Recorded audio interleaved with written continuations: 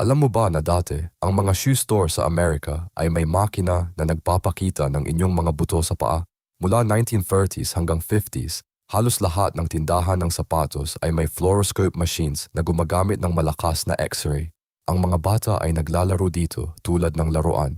Nakikita nila ang kanilang mga daliri sa paa na gumagalaw sa green screen habang nakakakuha ng radiation na daan-daang beses mas mataas kaysa sa modernong X-ray. Pero ang hindi nila alam, pinapatay sila nito ng dahan-dahan.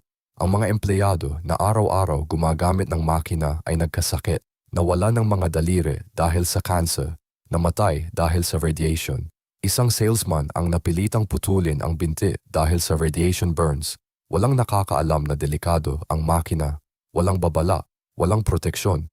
Mga dekada ang lumipas bago nila natuklasan ang katotohanan. Daan-daang tao ang namatay sa invisible na kamatayan. Ang mga makinang ito ay naging simbolo ng kung paano ang mapanganib na teknolohiya ay naging entertainment para sa mga walang malay na tao.